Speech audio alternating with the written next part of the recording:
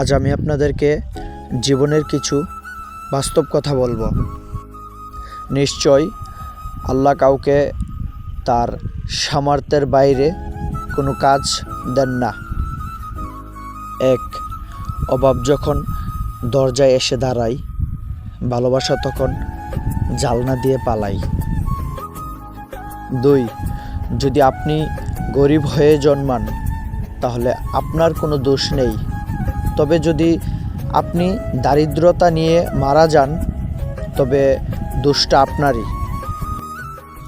তিন, সম্পদ কোনো দিনই দারিদ্রতা নিরসন করতে পারে না। দারিদ্রতা নিরসনের জন্য দরকার শিক্ষা। চার, দারিদ্র্যের এমন থেকে নিজেকে রক্ষা করো, কেননা ইহার অভিশাপ মানুষকে কাফেরে পরিণত করে।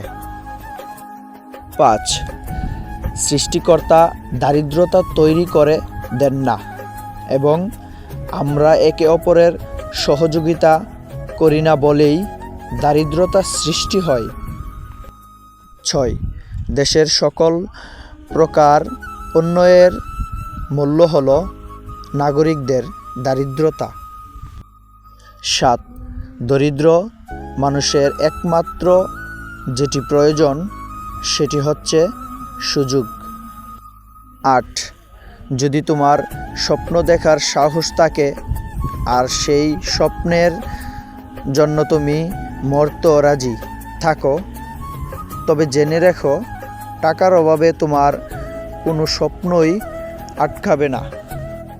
নয়, ক্ষুধার রাজ্যে পৃথিবী, গদরময় পূর্ণিমা চাঁদ যেন জলসানো রুটি।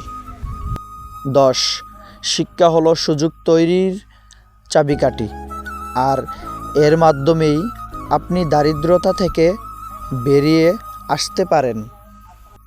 11, দারিদ্রতা শুধু টাকার কমতি নয়, এবং নিজের কাজ করারও সামর্থ্য আছে এটা বোঝার অক্ষমতাও দারিদ্রতা। 12, আমার জীবনের সবচেয়ে বেশি অনুপ্রেরণাদায়ক বিষয়টি ছিল দারিদ্রতা। 13, যদি আপনি দারিদ্রতা নিয়ে খুশি থাকেন তাহলে মনে রাখবেন শয়তান হলো আপনার বন্ধু। 14, একজন দরিদ্র লোকও ভালো থাকার জন্য প্রার্থনা করতে পারে। 15, বিপ্লব অন্যায় সৃষ্টির একজন কারণ হলো জনগণের দারিদ্রতা।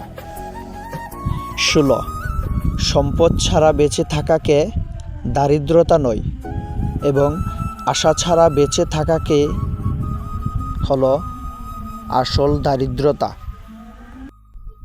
17, দারিদ্রতা হলো কোনো পাড়ের সাজার মতো যা আপনি কোনো দিনই পারেননি।